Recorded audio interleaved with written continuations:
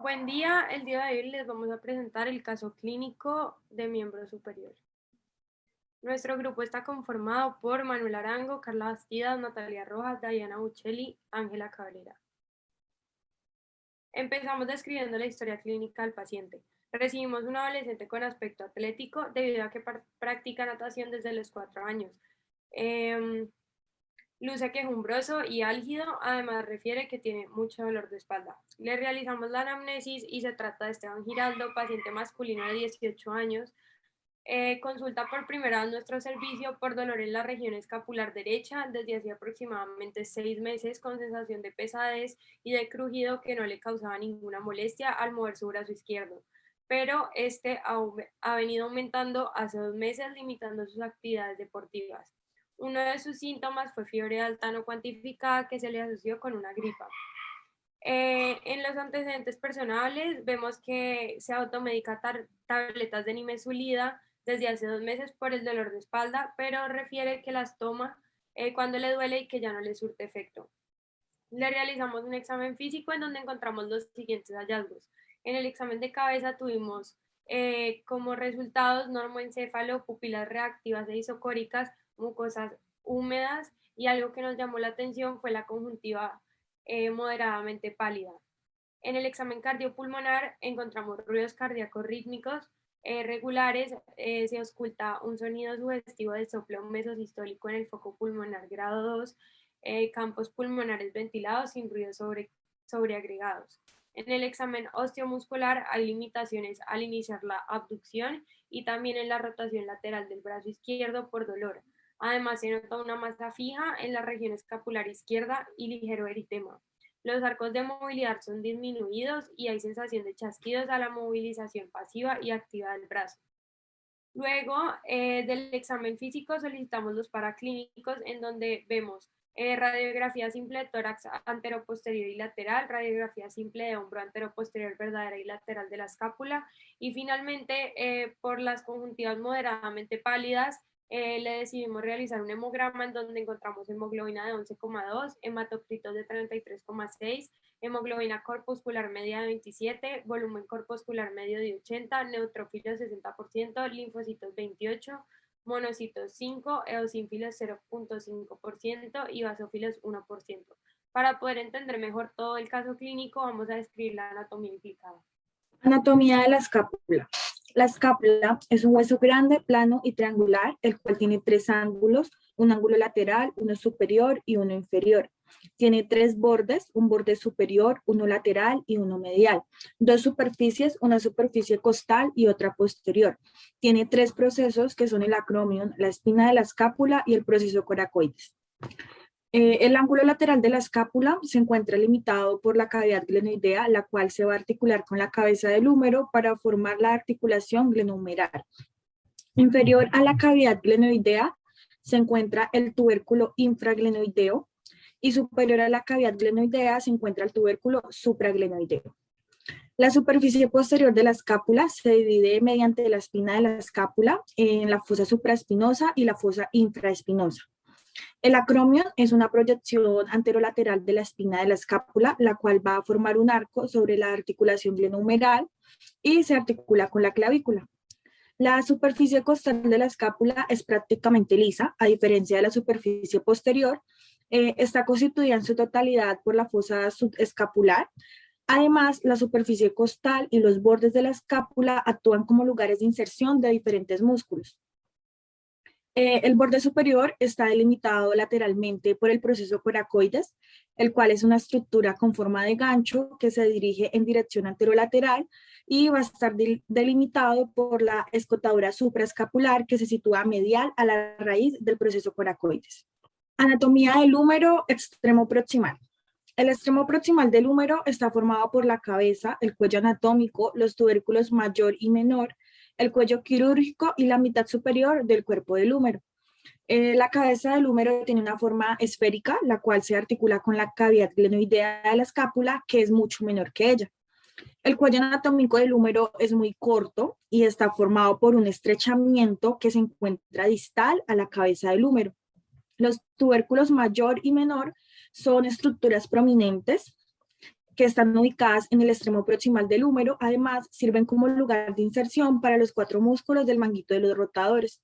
El tubérculo mayor está ubicado en la zona lateral y el tubérculo menor está ubicado en la zona anterior del hueso. El surco intertubercular, o mejor conocido como corredera bicipital, va a separar los 2 tubérculos y se continúa de manera inferior en la parte proximal del húmero. El cuello quirúrgico del húmero es la parte más estrecha y se encuentra de manera distal con respecto a la cabeza y los tubérculos del húmero. Además, debido a la fragilidad de esta región, es más propenso a ser un lugar de fracturas. Anatomía del tórax.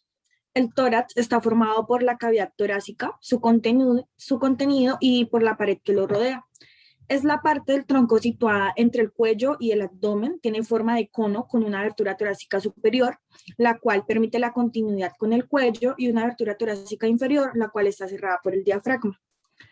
La pared musculoesquelética del tórax es flexible, está constituida por vértebras, costillas y músculos ordenados de manera segmentaria y por el esternón. El tórax incluye los órganos principales de los sistemas respiratorio y cardiovascular. La cavidad torácica está subdividida en 3 compartimentos: una cavidad pleural derecha y otra izquierda, las cuales cada una contiene un pulmón y los mediastinos superior e inferior. El mediastino inferior se divide en mediastino anterior, medio y posterior, y el mediastino medio va a estar ubicado el corazón. Articulación glenohumeral. La articulación glenohumeral es una articulación sinovial y esferoidea, la cual está formada por la cabeza del húmero y la cavidad glenoidea de la escápula. La estabilidad de esta articulación se debe al manguito de los rotadores, la cabeza larga del músculo bíceps braquial, los procesos óseos y los ligamentos extracapsulares. La membrana sinovial de la articulación glenohumeral se une a los bordes de las superficies articulares y va a recubrir la membrana fibrosa de la cápsula articular. La membrana fibrosa sobresale por unas aberturas de la misma para formar bolsas sinoviales que se van a disponer entre los tendones de los músculos adyacentes. La más común de estas bolsas es la bolsa subtendinosa del músculo subescapular, y hay otras bolsas asociadas, pero no se conectan con ella directamente, como la bolsa subacromial situada entre el acromion y el músculo supraespinoso, que facilita el movimiento del tendón del supraespinoso. Articulación escapulotorácica. La articulación escapulotorácica está formada por la escápula y la pared torácica. Pertenece al grupo de las articulaciones y sarcosis, que son aquellas articulaciones que están formadas por músculos. Su superficie articular son, por el lado de la escápula, el músculo subescapular, y por el lado de la pared torácica, el músculo serrato anterior. Esta articulación colabora con los movimientos del hombro, que incluyen abducción, aducción, elevación, depresión y rotación. Músculos del manguito rotador. Supraespinoso. Cruza por arriba de la articulación glenohumeral y por abajo del acromion. Su origen es los 2/3 mediales de la fosa supraespinosa y su inserción es la carilla superior del tubérculo mayor del húmero. Su función es estabilizar la articulación del hombro y también es abductor junto al deltoideo.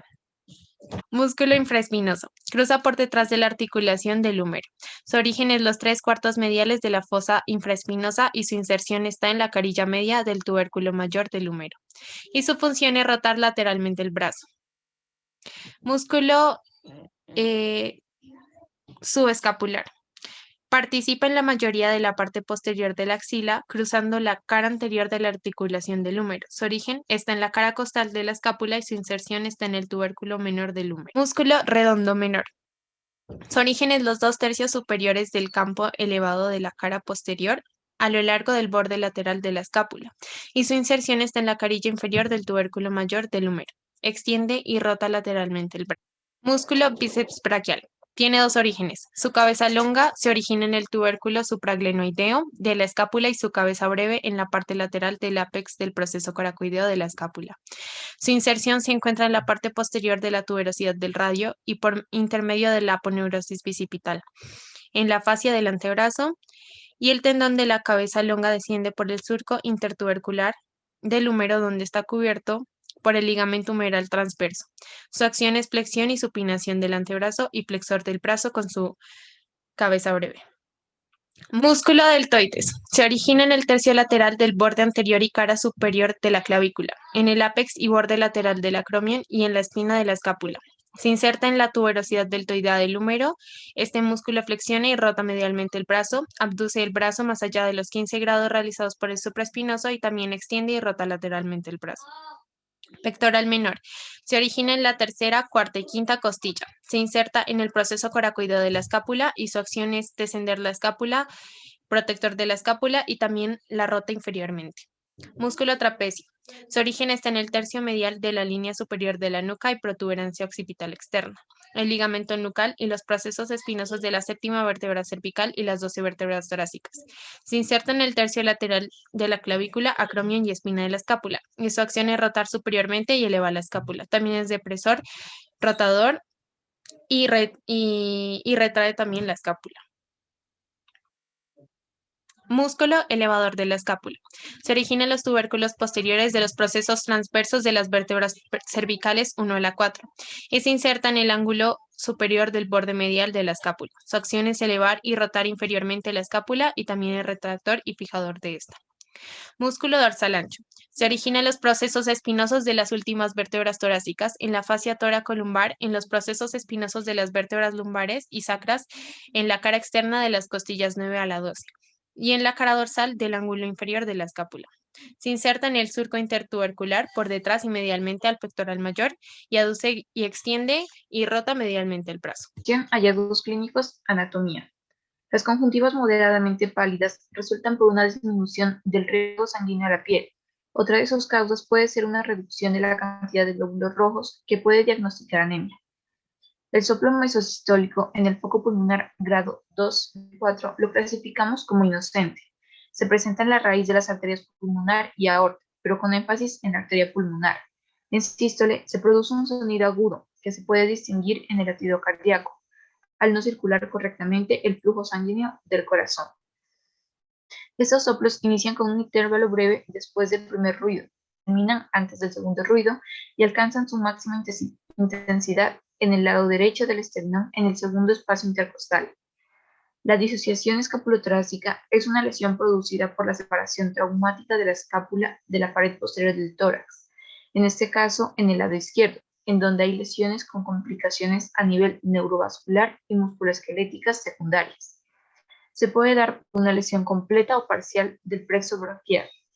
La masa que alcanzamos a palpar en la región escapular izquierda, el ligero eritema, se da en el ángulo medial de la escápula, dificultando así la abducción y rotación lateral, lo cual relaciona a los músculos dorsal ancho, elevador de la escápula, pectoral mayor, trapecio, deltoides y en una pequeña parte el serrato anterior que tapiza la cara costal del tórax, como también las articulaciones escapulotorácicas, la articulación acromio-clavicular, la escápulo-humeral y la articulación externo-clavicular, los cuales son encargados de permitirnos dichos movimientos en esta zona y al estar afectados se ven limitados y nos produce dolor. Esto se puede identificar también por la distancia escapular de los bordes mediales en la escápula al tomar como referencia la línea media de la columna dorsal. Se identifica una bursitis subacromial subdeltoidea, que es una inflamación en la bursa subacromial produciendo dolor.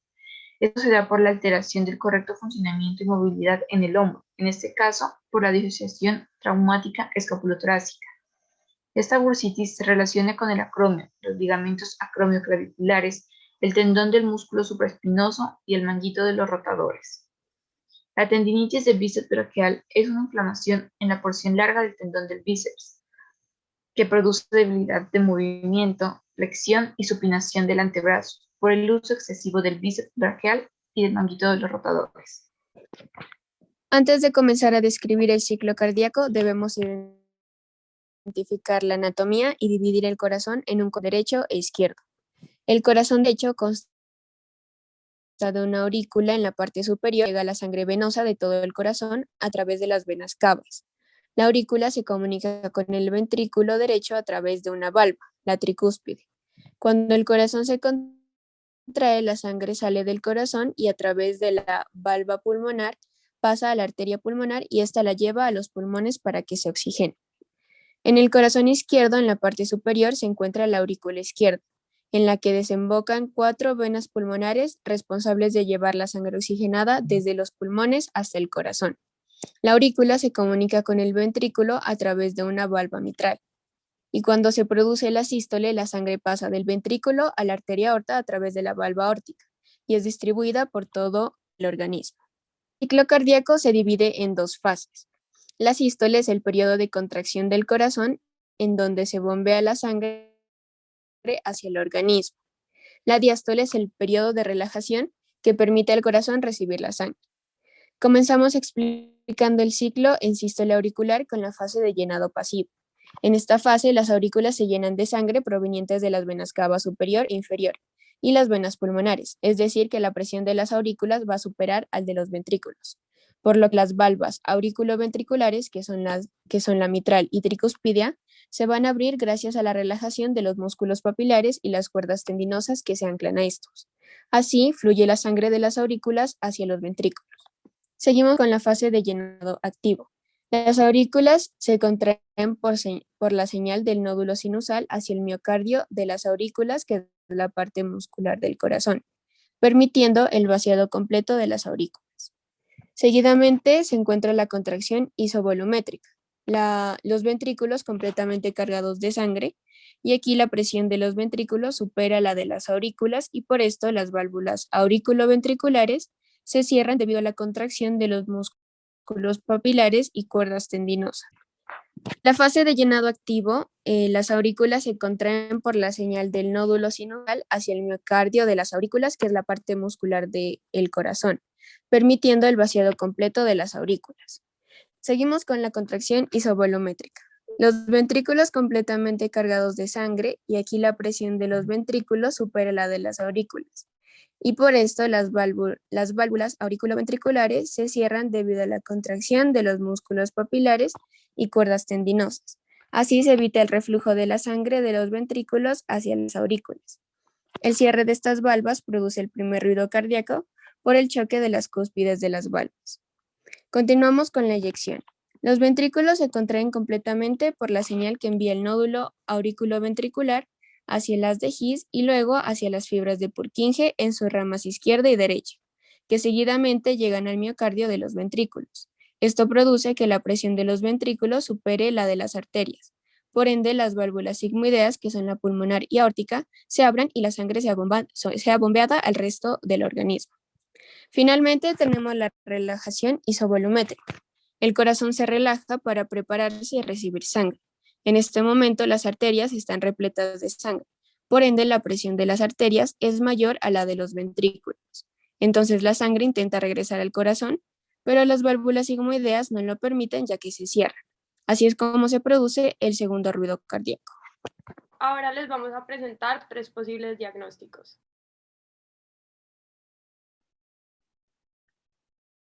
El primero es el síndrome subacromial. Este es como la dolencia más frecuente que se da en el complejo articular del hombro, ya que se da una irritación en los tendones que forman el manguito rotador. Se caracteriza por el estrechamiento del espacio subacromial del hombro, que es como, pues que lo que va a hacer es una compresión en los tejidos que se sitúan alrededor de él. Este espacio está entre la cabeza del húmero y el arco coracoacromial. Ahí es donde se encuentran los tendones del manguito rotador. Los síntomas de este son dolor anterolateral debajo del acromion, dolor en la elevación lateral y anterior y rotación externa, dolor al cargar peso y apoyarse sobre el lado afectado, dolor nocturno, ya que cuando los tejidos están en reposo, el drenaje de la inflamación no se realiza correctamente. Síndrome de Personage-Turner. Esta se da por una alteración neuromuscular, la cual produce un dolor intenso de manera abrupta, lo que producirá también debilidad, limitación de movimientos como son de elevación, abducción y rotación, también atrofia muscular. Esto empeorará con el movimiento de la zona. Se presenta generalmente en la cara lateral del brazo, proyectándose desde el hombro hacia el distal, en algunos casos hasta la región cervical. Se presenta un edema en el músculo supraespinoso y músculo deltoides. Los nervios que se afectan en gran medida son el axilar, el supraescapular, el torácico largo y el músculo cutáneo. Para su diagnóstico se necesita una resonancia magnética de hombro para descartar otros signos y una electromiografía. El siguiente diagnóstico es el hombro de nadador. Se genera por un esfuerzo que se da por la flexión y la abducción del hombro, ya que esto va a hacer que se dé una inestabilidad articular. Pues en el hombro de nadador se pueden presentar varias patologías. Estos incluyen el síndrome de tendinitis del manguito rotador o lesiones del labrum. También se puede dar inestabilidad secundaria de la laxitud ligamentosa, disfusión muscular o otras variantes anatómicas. El hombro de nadador se va a producir principalmente por dos causas. La primera es cuando la cabeza del húmero y los músculos del manguito rotador van a chocar contra el acromion. Entonces, pues lo que va a hacer este choque es que se dé una inflamación y pues produzca dolor. Y la segunda es cuando hay presencia de una luxación parcial de la articulación glenohumeral y pues esto también va a hacer que se dé una inestabilidad en el hombro.